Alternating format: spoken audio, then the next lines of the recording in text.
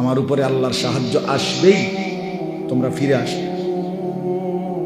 আর কাফেরদের দিকে তাকাইয়া বলছে, আনা ইবনু আব্দুল মুত্তালিব, আমি আব্দুল মুত্তালিবের বংশের ছেলে, আমি কাপুরুষ না।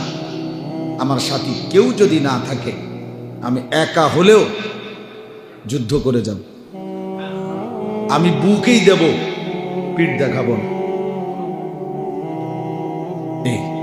একা হলেও যুদ্ধ। নবী সাল্লাল্লাহু আলাইহি সাল্লাম একাই টিকেছিল। এজন্য বাপ, এটা জরুরি বিষয়।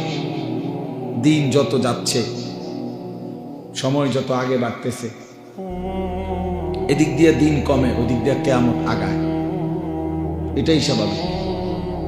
আর কিয়ামত যত আগাচ্ছে, এগিয়ে আসতেছে ফিতনা, ফাসাদ, ইমানের পরীক্ষা, আখিরাতের পরীক্ষাও বাড়তেছে।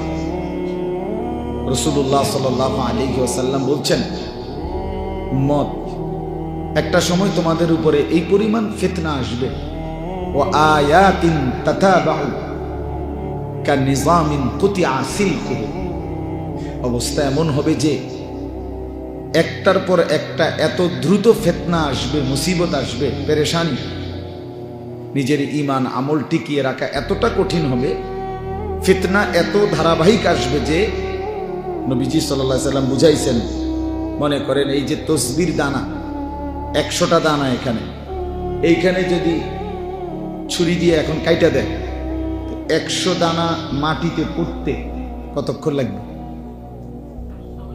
সামান্য 1 মিনিটও লাগবে না। অনবরত একটার উপর একটা দানাগুলো পড়বে কিনা, এইটা নবীজি বুঝাইছেন।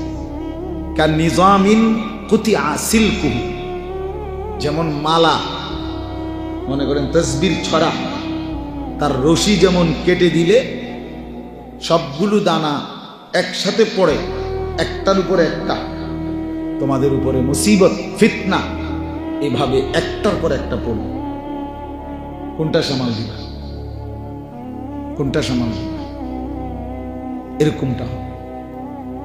হাদিসের মধ্যে আছে, রাসূলুল্লাহ সাল্লাল্লাহু আলাইহি সাল্লাম একদিন মদিনার একটু উঁচু জায়গায় উঠে, এটা টিলার মতো একটু উঁচু জায়গায় উঠে মদিনার সব ঘরবাড়ির দিকে তাকাইছেন।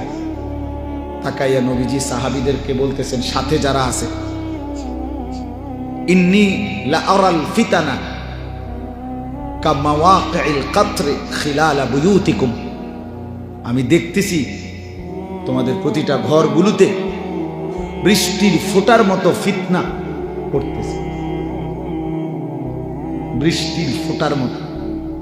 প্রিয় ভাই, ভেবে দেখেন বৃষ্টির ফোঁটা কেমন। এক ফোঁটা পড়ার 1 মিনিট পরে আরেক ফোঁটা পড়ে, ঠিক না? বুঝেননি বৃষ্টির ফোঁটা কেমনে পড়ে? অনবরত কিনা? অনবরত, ধারাবাহিক, অনবরত। এইভাবে নবীজি বলছেন ফিতনা অনবরত আসবে বৃষ্টির ফোঁটার মতো। রাসূলুল্লাহ সাল্লাল্লাহু আলাইহি সাল্লাম হাদিসে স্পষ্ট, আমি নিজে পড়ছি, নবী সাল্লাল্লাহু আলাইহি সাল্লাম বলছেন, দাজ্জাল যখন বের হবে তো বিভিন্নখানে মানুষের মধ্যে ব্যাপক কানাঘুষা চলবে। তো কিছু কিছু ভুয়া খবর আসবে যে অমুকখানে দাজ্জালকে দেখা গেছে, অমুকখানে। রাসূলুল্লাহ সাল্লাল্লাহু আলাইহি সাল্লাম বলছে, উম্মত, সাবধান করলাম, এমন কোন সংবাদ শুই না দাজ্জালকে একটু দেখার জন্য বলে আমি দেখতে এলাম। রাসূলুল্লাহ সাল্লাল্লাহু আলাইহি সাল্লাম বলছে, সাবধান, দেখবার জন্য উকি দিয়া, এক নজর দেখার জন্য তুমি যাইও না, গেলে তুমিও ফিতনায় আক্রান্ত হয়ে ঈমান হারায় ফেলবে, ঈমান হারায় ফেলবে। আমরা অনেক সময় আওয়াজ উঠলে দৌড় মারি, কি হইছে? এমন না যাও, দাজ্জাল আসছে, দাজ্জাল আসছে, এ কথা শুনে দৌড় দিও না। এতটা রাসূলুল্লাহ সাল্লাল্লাহু আলাইহি ওয়াসাল্লাম বলছেন। এই জন্য বাপ, শুরুর কথা হলো এটাই, দিন যত বাড়তেছে, জিন্দেগি যত সামনে যাচ্ছে, তো মুসিবত, পেরেশানি, অস্থিরতা বাড়তেছে। রাসূলুল্লাহ সাল্লাল্লাহু আলাইহি ওয়াসাল্লাম বলছেন, একটা সময় এমন আসবে যখন ঈমান সংরক্ষণ করা এতটা কঠিন হবে যে কাল কাবিযে আলাল জাম, হাতের মধ্যে, তালুর মধ্যে জ্বলন্ত কয়লা নেওয়া যতটা কঠিন হবে। হাতের মধ্যে যদি জ্বলন্ত কয়লা হাতের তালুতে রাখা যেমন কঠিন, নিজের ঈমান হেফাজত করা এতটা কঠিন। এরকম সময় হবে। নবী সাল্লাল্লাহু আলাইহি ওয়াসাল্লাম বলেন, বাদিরু বিল আ'মালি ফিতানান কাকিতাইল লাইলিল মুজলিম। নবীজি সাল্লাল্লাহু আলাইহি ওয়াসাল্লাম বলেন, শোনো আমার উম্মত, সময় থাকতে ফিতনা অতিরিক্ত আসার আগে আগেই নেক আমলগুলো জলদি জলদি করে ফেলো, দ্রুত দ্রুত।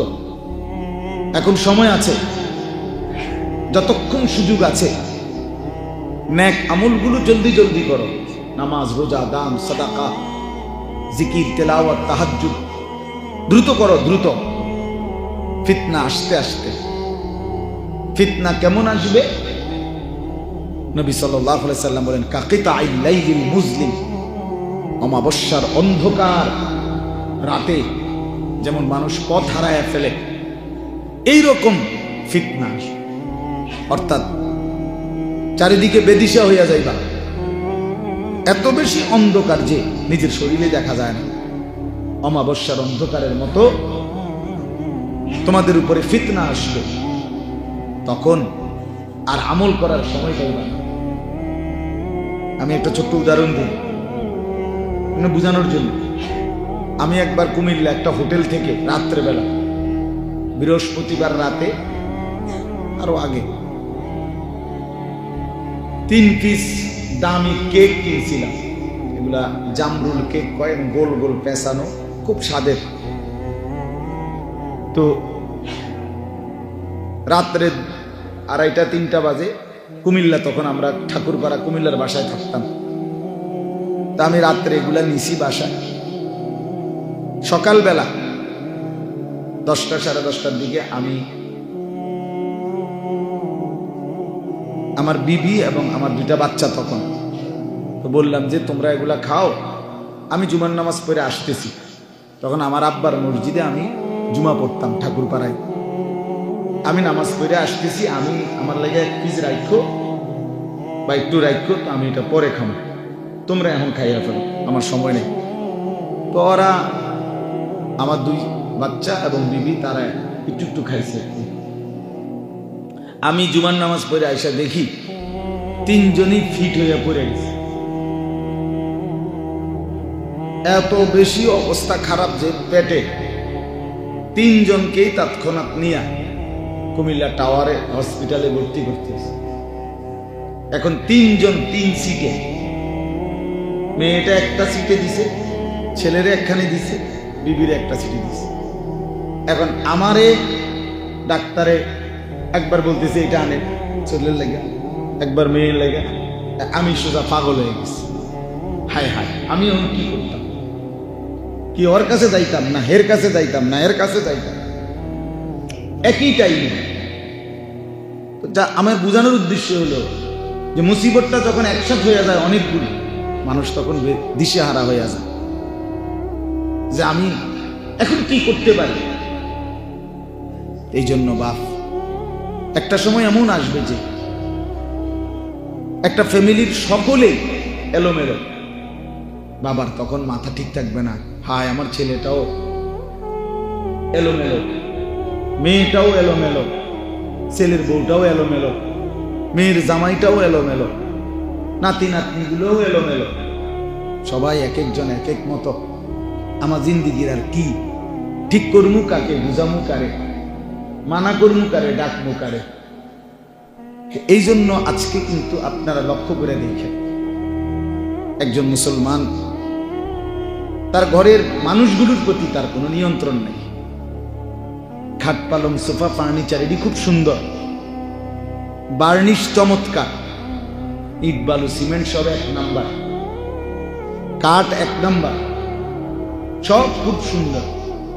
আপন সন্তান, আপন পরিবারের মানুষগুলোর উপরে যে মানুষটা অভিভাবক, রোজগার করে, উপার্জন করে, এই বেচারার কোনো নিয়ন্ত্রণ নেই। চোখের সামনে ছেলেটা, আমি বাপ, অথচ এটা আমার সন্তান। সন্তান এই ছেলেটার বাপ দাদার কারোর সাথে তার চুল, চেহারা, চলা ফেরার কোনো মিল নেই। মেয়েটা মেয়েটার মতো, বউ বউর মতো, যার মন চায় মোবাইল টিপে, যার মন চায় আড্ডা দেয়, যার মন চায় ছবি দেখে, যার মন চায় টেলিভিশন দেখে, যার যেটা মন চায় সে ওটা করতেছে। বউয়ে টেলিভিশন দেখতেছে, ছেলে মোবাইল টিপতেছে, মেয়ে অন্য ছেলের সাথে কথা বলতেছে, সবাই নাফরমানির মধ্যে ব্যস্ত। আর এই বেচারা মাথার ঘাম পায়ে ফেলে এদের জন্য টাকা পয়সা, বাজার সদাই, ঘর দুয়ার, ফার্নিচার, এগুলো ব্যবস্থা করতে করতে তার জানটা শেষ হয়ে গেল। কিন্তু যাদের জন্য উপার্জন করতেছে তাদের কারো উপরে তার কোনো নিয়ন্ত্রণ নাই। এর চাইতে বড় দুর্ভাগ্য, এর চাইতে বড় বদনসিব আর কি বলে? আমার আজীবনের চিল্লানি এটা, সারাটা বছর আমি এই চিল্লাই, এ কথা সারাটা বছর আমার এই একই চিল্লানি, একই আহাজারি করি যে কিরে বাপ, পুরাটা জীবন কষ্ট করে মাথার ঘাম পায়ে ফেলে এই টাকাগুলো রোজগার করতেছেন, এত কষ্ট করে এই ঘর সংসার সাজাইলেন, অথচ এই নাফরমান সন্তান খোদার 365 দিনে কোনদিন এমন সুন্দর তরতাজা ছেলে, 16 বছর 14 বছর, কোনদিন ফজরের নামাজ পড়ে না। খোদার 1টা বছরে কতদিন এত বড় জানোয়ার মুসলমানের বাচ্চা হয় কেমনে? এত বড় জানোয়ার মুসলমানের বাচ্চা হয় কেমনে? মুসলমানের বাচ্চা হয় কেমনে বলেন? তুমি বাবার জীবনের সার্থকতাটা কি? এই মার জিন্দেগির সার্থকতাটা কি বলেন? বুঝাইয়া বলেন, একজন জবাব।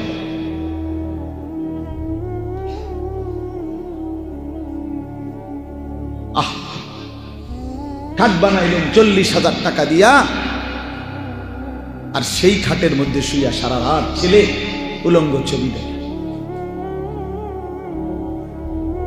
সোফা বানাইলেন 70,000 টাকা খরচ কইরা, সেই সোফার বসা বউ বাচ্চা, নাতি নাতনি সারাক্ষণ রঙিন টেলিভিশনে নাচ গান, নাটক, সিনেমা, নর্তকীর ছবি দেখে। এই ছিল মুসলমানের জীবন? এটাই আপনার জীবনের সফলতা? এটাই জীবনের চাওয়া পাওয়া ছিল? এই জন্য প্রিয় ভাই, তোমাদেরকেও বলি ভাই, একই কথা ভাইয়া, আয়াহসাবুল ইনসানু আন ইউতরাকা সুদান। আল্লাহ তাআলা বলছে, মানুষ কি ভেবেছো তোমরা আমি তোমাদেরকে এমনি এমনি ছেড়ে দেব? আফা হাসিবতুম আন্নামা খালাকনাকুম আবাথান। আল্লাহ তাআলা বলে, বান্দা তুমি কি এই মনে করেছো যে আমি তোমাদেরকে অনর্থক বানিয়েছি? হাল আতা আলাল ইনসানি হিনুম মিনাদ দাহর লাম ইয়াকুন শাইআম মাযকুরা। আল্লাহ তাআলা বলে, বান্দা তুমি জানো না কত যুগ যুগ ধরে আমি আল্লাহ তোমাকে সৃষ্টি করেছি। তুমি 9 মাসে হও নাই, তুমি 9 বছরে তৈরি হও নাই। তুমি জানো না বান্দা, মাটির অস্তিত্ব থেকে আমি তোমাকে বানাইছি। প্রথম তোমার অস্তিত্বের প্রথম বিন্দু মাটি। ওয়ালাকাদ খালাকনাল ইনসানা মিন সুলালাতিন মিন তিন। আল্লাহ তাআলা বলেন, মাটির সারাংশ থেকে আমি আল্লাহ মানুষকে বানিয়েছি। সেই মাটিটা যেটার থেকে তোমারে বানাইছি, সেটা আমি কত হাজার বছর ধরে এই পৃথিবীতে রাখছি। পৃথিবীর কেউ জানতো না, শুধু আমি আল্লাহ জানি। কথা বুঝেন নাই? শুধু আল্লাহ জানে। আল্লাহ জানেন শুধু আল্লাহ জানে। মাটি থেকে খাবার উৎপাদন করেছি, সেই খাবারের কণিকার মধ্যে তুমি ছিলা, তোমার অস্তিত্ব ছিল। সেখান থেকে নির্দিষ্ট পরিমাণ খাবার তোমার বাবা ভক্ষণ করছে, সেই বাবার খাবার থেকে আমি আল্লাহ বীর্যের ফোঁটা তৈরি করেছি, তুমি তার মধ্যে ছিলা। সেখান থেকে একটা নির্দিষ্ট সময়ে তোমারই বাবা মায়ের মিলনে উভয়ের বীর্য একত্র করে মিন নুতফাতিন আমশাজ একত্রিত করে মায়ের জরায়ুতে আমি আল্লাহ স্থাপন করেছি। সেখান থেকে আরো 9 মাস ধারাবাহিকভাবে মায়ের রেহেমে, মায়ের জরায়ুতে আমি আল্লাহ তোমাকে তৈরি করেছি। জমাট রক্ত, গোশতের টুকরা, হাড্ডির কঙ্কাল, নাক কান চোখ দিয়ে গোশত মিলাইয়া একদিন রূহ ফুঁকে দিয়ে মায়ের পেট থেকে বের করে এই পৃথিবীর আলো দেখতে দিছি। তুমি জানো না বান্দা, তোমারে বানাইতে আমার বহুদিন লাগছে। আমি সেই মালিক যে মালিক কুন বললে হয়ে যেত। আল্লাহ তো কুন বললেই হয়ে যায়, হও বললেই তো হয়ে যায়, ঠিক কিনা বলে? তাহলে আমারে আপনারে আল্লাহ তাআলা 9 মাস লাগাইলো কেন? 9 বছর লাগাইলো কেন? এত লম্বা সময় আমরা জানি না মাটি হিসাবে কতদিন ছিলাম, আমরা জানি না খাবার হিসাবে কতদিন ছিলাম, আমরা জানি না বাবার বীর্য হিসাবে কতদিন ছিলাম, আমরা জানি না মায়ের জরায়ুতে কোন দিন স্থাপন হলাম, আমরা জানি না 9 মাসে কোন দিন নাক লাগাইছে, কোন দিন। কেউ বলতে পারে? বলো ছেলেরা, একটা ছেলে বলো, বাপ তোমার মায়ের গর্ভে যে তুমি ছিলা 10 মাস, তোমার নাক লাগাইছে কোন দিন? তোমার চোখ লাগাইছে কোন দিন? এমন সুন্দর যত্ন করে শরীর সাজাইছে যিনি, তিনি পৃথিবীর কাউকে জানান নাই। তোমার মাকেও বলে নাই, মাকেও জানাই নাই যে মা আজ রাতে তোর ছেলের নাক লাগাবো, আজকে রাতে তোর ছেলের কান লাগাবো। আল্লাহ বলে না বান্দা, পৃথিবীর কাউকে না জানিয়ে শুধু আমি একা অন্ধকারের ভেতরে আমি নিজ হাতে তুমি বান্দাকে বানাইছি। তুই আমার বড় মহব্বতের বান্দা, তুই আমার বহুতই আদরের বান্দারে, তোরে আমি বড় যত্ন করে বানিয়েছি। ওয়ালাকাদ খালাকনাকুম সুম্মা সাওয়ারনাকুম। আল্লাহ বলে বান্দা শোনো, তোমাদেরকে আমি বানিয়েছি, তোমাদেরকে আমি আল্লাহ সাজিয়েছি, বানাইছিও আমি, সাজাইছিও আমি।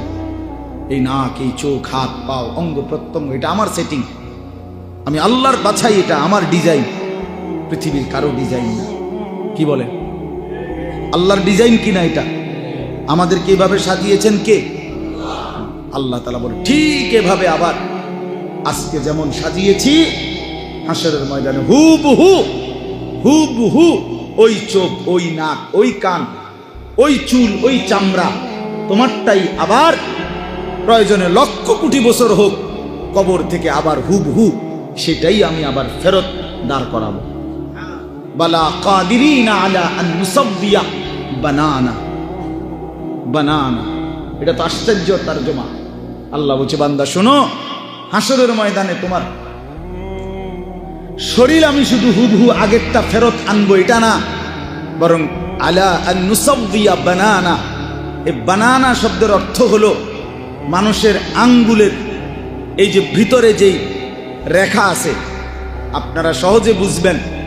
মানুষ যে ফিঙ্গার দেয়, ফিঙ্গার মানে মেশিনের মধ্যে আপনি হাত আঙ্গুল রাখে না, ওই যে পাসপোর্টের সময়, ভিসার সময়, হ্যাঁ এয়ারপোর্টে কি করতে হয়, এরকম মেশিনের মধ্যে ফিঙ্গার দেয়। তো এইটা দিলে এই ভিতরের রেখাগুলো উঠে, এটা আবার সেটিং করে রাখে। এই 800 কোটি মানুষ যে বর্তমান পৃথিবীতে, 800 কোটি মানুষ যদি হয় বর্তমানে, এই 800 কোটি মানুষ যদি প্রত্যেকের এই বুড়া আঙ্গুল এভাবে মেশিনে রাখে আলাদা আলাদা, এই জায়গা এতটুকু, কিন্তু এই রেখা এতটুকু জায়গার 800 কোটি ভিন্ন ভিন্ন, একটার সাথে মিলবে না। এটা কি কারিগর, কেমনে বানাইছেন? আমাদের একবার এক হাজি মহিলা হারায় গেছিল হজের সময়, আমাদের কাফেলাত মহিলা একটা কাগজও নিয়ে গেছে না হোটেল থেকে, একের কিচ্ছু না, কিছুই নিছে না বেটির লগে, হোটেলের একটা কার্ডও নাই। হায় রে আমরা চিন্তায়, এই বেটিরে পাইব কেমনে। রাত্র 11টার দিকে সৌদি মোয়াল্লেম অফিস থেকে ফোন দিছে আমাদের মোয়াল্লেমের কাছে, বাংলাদেশি মোয়াল্লেমের কাছে, যে আপনার মহিলা হাজি অমুক নাম, আপনি এসে নিয়ে যান। তা আমাদের মোয়াল্লিম জিয়া ওইখান থেকে মহিলারা আনছে। তো জিজ্ঞেস করছে যে আপনারা ওনারে কেমনি চিনলেন যে এটা আমার হাজি? মহিলার কাছে কিছুই নাই, কিন্তু শেষ পর্যন্ত আমরা তার ওই ফিঙ্গার আবার মেশিনে যখন দিছি, তখন তো ওই ফিঙ্গার দেওয়াতেই পুরা তথ্য এটা চলে আসছে। তো এখানেই তো আছে কম্পিউটারে যে সে কোন হাজি, কার গ্রুপ, কার কি, সব কিছু শুধু আঙ্গুলের ছাপ দিয়া। তো আমার অর্থ হইল, আল্লাহ তাআলা বলে এই আলা আন নুসাউইয়া বানানা অর্থ হইল, আল্লাহ বলে বান্দা হাসরের ময়দানে এই দুনিয়ার ফিঙ্গার, আঙ্গুলের যে ছাপ রেখা, আমি আল্লাহ আদম থেকে নিয়ে ইসরাফিলের ফু পর্যন্ত যত কোটি মানুষ বানাইছি, প্রত্যেককে যে আলাদা আলাদা রেখা দিছি, ওই আলাদা রেখা দুনিয়াতে যেটা দিছিলাম, হাসরের ময়দানে হুবহু ফিঙ্গারটা, রেখাগুলো ওইটাই ফেরাই আনবে। এখনকার ফিঙ্গার হাসরের মাঠে আবার দিও, তোমারটাই আসবে।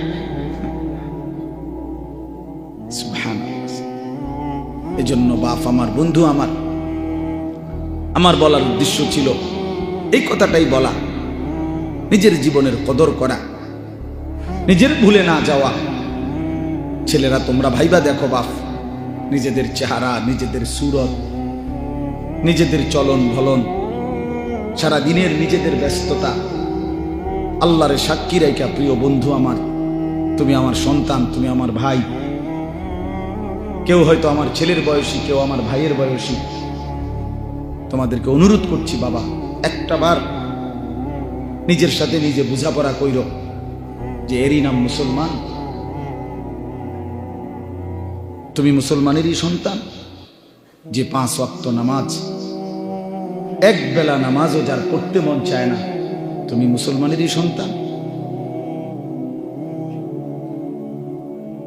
সকাল থেকে নিয়ে রাত 12টা, 1টা, 2টা পর্যন্ত সারাটা দিন তুমি মোবাইল নিয়েই ব্যস্ত, নারী, ছবি, নাচ, গান, অশ্লীল দৃশ্য, বেহায়াপনা, এরই নাম মুসলমানের সন্তান। চেহারা, মাথার চুল থেকে পায়ের নখ পর্যন্ত কোনো কিছুতেই ইসলামের কোনো চিহ্ন নাই, এরই নাম মুসলমানের সন্তান। মুসলমান এমনই হওয়ার কথা ছিল। রাসূলুল্লাহ সাল্লাল্লাহু আলাইহি ওয়াসাল্লামের 23 বছরের মেহনত এজন্যই ছিল।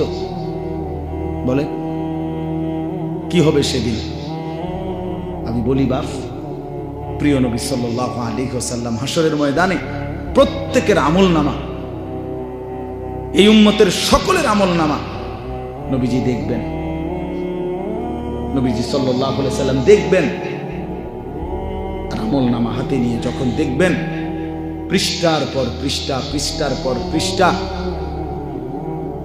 কোনো নেকি নাই, ফজরের নামাজ পড়ে না, 30 বছর, 20 বছর, 30 বছর মিথ্যা বলে, 40 বছর যাবৎ সুদের ব্যবসা, কিস্তির টাকা, হারামের টাকা, ঘরের মধ্যে 30 বছর ধরে টেলিভিশন, কেউ ফজরের নামাজ পড়ে না। এইভাবে যখন আল্লাহ নবী সাল্লাল্লাহু আলাইহি ওয়াসাল্লাম আমল নামার মধ্যে উল্টাইয়া দেখবেন, আল্লাহর কসম বন্ধু, নবী সাল্লাল্লাহু আলাইহি ওয়াসাল্লাম চোখের পানি ফেলে ওই উম্মতকে ডাক দিয়ে বলবেন, উম্মত তুই আমার এত বড় বেইজ্জতি কেমনে করতে পারলি? কেমনে আমার এত বড় অপমান করলি? তুই জানো উম্মত, আমি 23টা বছর তোদের জন্য সারাটা রাত কেঁদেছি, এশার নামাজের পরে আমি দাঁড়াইছি, ফজরের আজান পর্যন্ত আমি এক দাঁড়ানোতে চোখের পানি ফেলে উম্মত তোদের জন্য কেঁদেছিলাম। আম্মা জান আয়েশা রাদিয়াল্লাহু তাআলা আনহা বলেন, এক দাঁড়ানোতে নবী সারা রাত উম্মতের জন্য কাঁদছে আর দোয়া করছে। এই পরিমাণ কাঁদছে, আল্লাহর কসম আম্মা জান আয়েশা বলে, হাত্তা তাওয়াররামাত কাদামাহু, দুইটা পাও ফুলে ফুলে গেছে। নবী সাল্লাল্লাহু আলাইহি সাল্লাম বলবেন, উম্মত, আমি 23 বছর এভাবে কাঁদছিলাম রে। তায়েফের পাথরের আঘাতে আমার পিঠটা চালনির মতো ছিদ্র ছিদ্র হয়ে গেছে, এ পরিমাণ রক্ত ঝরছে। আমার পায়ের জুতা থেকে পায়ের তালু রক্তে আটকায় গেছে। আমি ক্ষুধার কষ্টে পেটের মধ্যে দুইটা পাথর বাইরা ক্ষুধার কষ্ট সয়েছি। আমি উহুদের দান শহীদ করে রক্ত মাখা শরীর নিয়ে উহুদের ময়দানে আমি ঘন্টার পর ঘন্টা বেহুশ হয়ে পড়েছিলাম। আমার ঘরের চুলায় 3 মাস রান্না করা কোনো খাবার রান্না হয় নাই। আম্মা জান আয়েশা রাদিয়াল্লাহু তাআলা আনহা কসম করে বলছে, এই উম্মত, নবীর বংশে আমরা, নবীর ঘরে আমরা 9 জন বিবি রাআইনা হেলালান সুম্মা হেলালান সুম্মা হেলালান, এক চাঁদ দেখছি ডুবছে, আরেক চাঁদ, এভাবে 3 মাস গেছে। মা আওকাদাত ফি আবিয়াতে রাসূলিল্লাহ নারুন, রাসূলের কোন বিবির ঘরে আগুন জ্বলে নাই, রান্না করা কোনো খাবার খান নাই। এইভাবে উম্মত আমি না খেয়ে না দে কত রক্ত ঝরাইলাম, কত চোখের পানি ফেললাম, বিনিময়ে এটা কি আনলি? বিনিময়ে কি আমল নামা দেখাইলা? হাই উম্মত, এতদিন আখিরি নবী, শ্রেষ্ঠ নবীর উম্মত এতদিন নামাজ পড়ে না। সর্বশ্রেষ্ঠ নবীর উম্মত এতদিন মিথ্যা বলে। সর্বশ্রেষ্ঠ নবীর উম্মত এভাবে সুদ খায়। হাই উম্মত, আমি এটা নিয়ে আমার মালিকের সামনে কেমনে দাঁড়াবো? সুপারিশের জন্য কি বলবো, কেমনে বলবো? প্রিয় ভাই আমার, রাসূলুল্লাহ সাল্লাল্লাহু আলাইহি সাল্লামের ভালোবাসা তো সবার কাছে আছে। সবাই তো আমরা দাবি করি। ভালোবাসা নিয়ে কত ধাক্কাধাক্কি, ভালোবাসা নিয়ে কত ফতুয়াবাজি, নবীর মোহাব্বত, নবীর ইশক, নবীর ভালোবাসা, এই নিয়ে কত ঠেলাঠেলি। তো প্রত্যেকের ভিতরেই তো ভালোবাসার দাবি আছে। ভালোবাসার সেই দাবিতে রাসূলুল্লাহ সাল্লাল্লাহু আলাইহি ওয়াসাল্লাম তিনি যদি লজ্জা পান হাসরের ময়দানে, তো কি হবে আমাদের পরিণতি? ফাকাইফা ইযা জি'না মিন কুল্লি উম্মাতিন বিশাহীদ ওয়া জি'না বিকা আলা হাউলা'i শাহীদা। সূরা নিসার আয়াত এটা। এই আয়াতের তাফসীরের মধ্যে আছে আল্লাহ তাআলা হাসরের ময়দানে নবীজির সামনে, এই আয়াতের একটা তাফসীর এটা যে নবীজির সামনে উম্মতের আমলনামা খুলে দেখাবে। নবী সাল্লাল্লাহু আলাইহি সাল্লাম, আমরা নিজে হাদিসে পড়ছি, রিয়াজুস সালিহিন কিতাবে আমি নিজে পড়ছি, হযরত আব্দুল্লাহ ইবনে মাসউদ রাদিয়াল্লাহু তাআলা আনহু একদিন এই আয়াত নবীজির সামনে যখন পড়তেছিলেন, নবীজি এই আয়াত শুনেই বললেন, হাসবুকাল আন, আব্দুল্লাহ থামো, আর আগায়ও না। হযরত আব্দুল্লাহ ইবনে মাসউদ বলেন, নবীজি এই কথা বলাতে আমি থেমে গেলাম। ফালতাফাত্তু, আমি নবীজির দিকে চোখ তুলে তাকাইলাম, তাকাইয়া দেখলাম ফাইদা আইনাহু তাদরিফান, আল্লাহর নবী সাল্লাল্লাহু আলাইহি সাল্লামের 2 চোখ দিয়ে অঝরে পানি ঝরতেছে। মুহাদ্দিসিন কেরাম বলে, কেন পানি ঝরতেছিল? এই আয়াত শুনে নবীজি কাঁদে উঠলেন কেন? এই আয়াত শুনে নবীজি থামে গেলেন কেন? ওনারে আর সামনে করতে দেয় নাই কেন বললেন?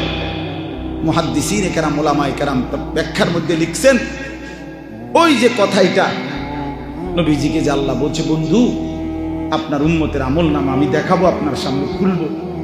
নবীজি তৎক্ষণাৎ ভাবতেছিলেন, হায় আমার উম্মতের যদি আমলনামা গুনায় ভরা থাকে, আমি তখন কেমনে মুখ দেখাবো, আমি তখন কেমনে সুপারিশ করব? এই কথা ভাবতে গিয়ে নবীজি তৎক্ষণাৎ অঝরে কাঁদা উঠছে। আমাদের জন্য তিনি এই পরিমাণ কাঁদলেন, আমাদের জন্য তিনি এই পরিমাণ কাঁদলেন। প্রিয় ভাই আমার, বন্ধু আমার, ঠেলাঠেলি করে কি হবে বাপ? কি হবে? কি হবে? কোনো কিচ্ছু আসবে না। এই দেখতে দেখতে আমিও চলে যাব, আপনারাও চলে যাবেন, আমরা সবাই চলে যাব, আমরা সবাই চলে যাব। এই জন্য আমরা প্রত্যেকে ইনশাআল্লাহ যে কয়জন মানুষ বসছেন, আমি অনুরোধ করি সকলের কাছে, বিশেষ করে আমাদের নওজোয়ান ছেলে তোমাদের কাছে, ভাইয়া নিজের জীবনের কদর করো ভাই। এটা জীবন না দোস্ত, যে জীবন সেজদা দেয় না সে মানুষ না, যে কপালে সেজদা নাই সে মানুষের বাচ্চা না, যে কপালে সেজদা নাই ওই হাইওয়ান, ওই জন্তু জানোয়ার। যে সেজদা দেয় না সে শয়তান। আল্লাহ তাআলা কোরআনুল কারীমে ইবলিসকে বলছে, আজকের থেকে সেজদা দিলি না, এই নাফরমান, আজকের থেকে তুই শয়তান। বলো মাওলানা, তুমি বলো, কথা কি এটা না? ইবলিস কি এর আগে শয়তান বলতে পারে? ইবলিসের আগের তো ছিল, নাম ছিল মুআল্লিমুল মালাইকা। ইবলিস তো ফেরেশতাদের শিক্ষক ছিল। যেদিন সেজদা দেয় না, একটা সেজদা, আল্লাহ বলেন বেঈমান, সেজদা দিলি না, আজকের থেকে তুই শয়তান। শুধু শয়তান, আল্লাহ বলেন সেজদা দিলি না, ফাখরুজ ফাইন্নাকা রাজিম, বের হবে বেঈমান, আজকের থেকে তুই অভিশপ্ত। বেনামাজি ছেলেরা মনে রাখো, তুমি অভিশপ্ত, অভিশপ্ত, রাজিম, তুমি শয়তান। আল্লাহ কোরআনে বলছে, ওয়া ইন্না আলাইকাল লানাতা ইলা ইয়াউমিদ্দিন। ইবলিস তুই সেজদা দিলি না, মনে রাখিস আজকের থেকে নিয়ে কিয়ামত দিবস পর্যন্ত তোর উপরে আমি আল্লাহর লানত, লানত, লানত, অভিশাপ তোর উপরে, অভিশাপ। যেন বেনামাজি মনে রাখিস তোর উপরে আল্লাহর লানত। আমি বললাম তোর উপরে আল্লাহর লানত, তোর উপরে খোদার গজব। মনে রাখো, চালাক মনে, হ্যাঁ, বাত করতে গুণ খানার নাম চালাকি, বাত খাইতে পারলেই চালাক, দুনিয়া ভোগ করতে পারলেই চালাক। কুলু ওয়া তামাত্তাউ কালিলান ইন্নাকুম মুজরিমুন। আল্লাহ বলে নাফরমান, তুই নাফরমানি সত্ত্বেও অল্প সময়ের জন্য আমার দুনিয়া ভোগ কর, খা বেঈমান। কুলু ওয়া তামাত্তাউ, খা বেটা, অল্প সময়ের জন্য দুনিয়া ভোগ কর। শুধু মনে রাখিস বান্দা, ইন্নাকুম মুজরিমুন, তুমি কিন্তু পাপী। নাস্তা খাও, কোনো মানা নাই। আল্লাহ বলছে বান্দা শুধু মনে রেখো ফজরের নামাজ পড়ো নাই, রাতের খানা খাও, কোনো মানা নাই, আমি খাইতে বাধা দেব না, শুধু মনে রেখো এশার নামাজ পড়ো নাই। বিল্ডিং করতেছ, করো, শুধু মনে রাখো দূর সুদের টাকা, কিস্তির টাকা, 2 নম্বরই টাকা, ওজনে কম দিয়া বাটফারি কইরা এতিমের সম্পদ লুণ্ঠন করে, অন্যায়ভাবে আপন জনের সম্পদ কুক্ষিগত করে বাড়ি করলা, প্রাচুর্য করলা, অহংকার করলা। মনে রাখো নাফরমান, দুনিয়া ভোগ করো, আখিরাত খুব সামনে, কবর খুব সামনে, খুব সামনে। হাত্তা জুরতুমুল মাকাবির, এই যে এখানে আছে, কাল্লা সাউফা তা'লামুন। আল্লাহ বলেন অল্প সময়ের ব্যবধানে নাফরমান, কবরের তোরে বুঝায় দেব আমি মাওলার শাস্তি কি জিনিস, আমার অবাধ্যতার শাস্তি কি জিনিস, আমি বুঝায়। খাও ছেলে পেলে, তোমরা মনে করছো মোবাইল টিপতেছ, নারী দেখতেছ, বাপ কিছু বলে না, মা কিছু বলে না, সমাজের কেউ কিছু বলে না। মূল বিষয় হলো এটা, ছেলে পেলে আজকে মনে করতেছে আমি মুক্ত, আমি আজাদ, আমি স্বাধীন, আমার কোনো মা নাই, আমার কোনো বাপ নাই, আমার কোনো অভিভাবক নাই, আমারে ডাক দেওয়ার কেউ নাই, আমারে মানা করার কেউ নাই, আমারে বুকে জড়াইয়া ফিরাইবার কেউ নাই, আমারে আল্লাহর সাথে সম্পর্কিত করার কেউ নাই। আমি আর আমার মোবাইল, আমার নারী, আমার নর্তকী, আমার জিনার দৃশ্য, বেবিচারের দৃশ্য, উলঙ্গ দৃশ্য, আমার অসৎ বন্ধুর আড্ডা, মোটর সাইকেলের ঘোরাফেরা। হায়, এটা তোর এই কারণে হইছে, কেউ তোরে ডাকে না, কেউ তোরে বাধা দেয় না। মূল কারণ বাবা, আমি বললাম যার মা তারে ডাকে না, যার বাবা তারে ডাকে না, যার অভিভাবক কাউরে ডাকে না, এত গুনাহ, এত নাফরমানি, এত মিথ্যা, এত নাচ, এত উলঙ্গ ছবি দেখার পরেও তোমারে কেউ বাধা দেয় না। কারণটা কি? তোর উপরে আল্লাহর লানত পড়ছে, খোদার গজব পড়ছে, এই জন্য তোরে আর কোনো মাখলুক দেখে না। যার উর্ফে খুদার গজব পড়ে তারে আর কোনো মাখলুক ডাকে না। আমারে ডাকছে, আমার ভাই আমারে একদিনে একবারে জায়গায় 3 বার চুল কাটাইছে। আমার দিকে আমার ভাই নজর রাখছে। আমি একবারে শুধু 19-20 হয়েছে চুলে, 3 বার চুল কাটাইছে। হ্যাঁ, আমি জীবনের প্রথম যখন চাকরি নিছি এই সোনাকান্দায়, প্রথম বেতন দিয়া এখান থেকে একটা টুপি কিনছিলাম, এরকম সাদার মধ্যে ছোট্ট ছোট্ট লাল লাল একটা ফুলের মতো, চারিদিকে 4টা ফুল আছিল, এই আর কিচ্ছু না, সাদা টুপি। আমার জীবনের বেতনের তখন টাকা পাইছিলাম। বাসায় গেছি বৃহস্পতিবার দিন, আব্বা দেখছে শুধু একটা নজর। আব্বা দেখে বলছে আমার মা রে, হেতের যে চাকরি হয়েছে বুঝুনি, হেতের যে বেতন হয়েছে এটা বুঝুনি তুমি? মায় কয় মানে? টুপি দেখছো না? বুঝেন নাই? ওই যে টুপি দেখলা না, মানে ওই যে ফুলওয়ালা, এটা হারাম না। কথা বোঝেন নাই? রঙিন টুপি পরা কি হারাম না? হারাম না, কিন্তু ওই বাবা তো জীবনে কোনোদিন কি করে নাই, সাদা টুপি ছাড়া পড়ে নাই। এই জন্য আব্বা এটা পছন্দ করে না। মা আমারে বলছে আলাদা, ফুত তোর আব্বা তোর টুপিটা পছন্দ করে নাই, এটার মধ্যে লাল লাল ফুল আইলো কেন? এই যে রেখে দিছি, আর কোনোদিন পড়িনি। বাবা নজর রাখছে, মা নজর রাখছে, বাপ বড় ভাই নজর রাখছে। বিনিময়ে আল্লাহ তাআলা কোরআনের সামান্য কিছু হলেও কোরআন তিলাওয়াত করার দৌলতটুকু দান করছে।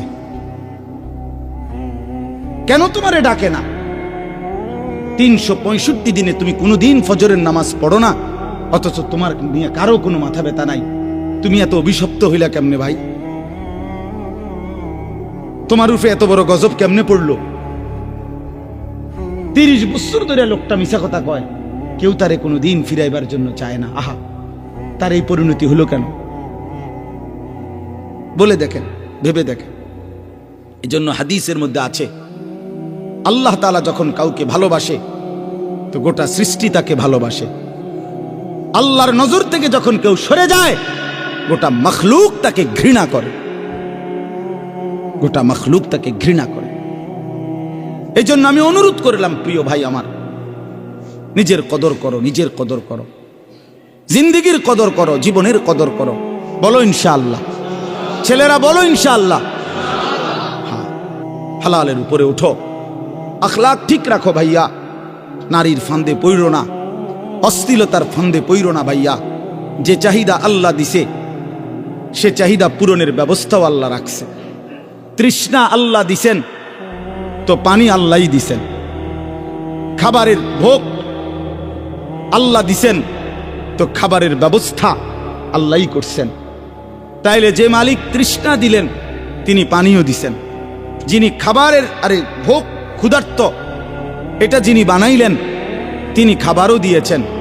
অতএব লজ্জাস্থানের চাহিদা, শাহওয়াত, যৌন চাহিদা এটা যিনি দিয়েছেন তিনি হালাল স্ত্রী, বৈধ স্ত্রীও সৃষ্টি করে রেখেছেন।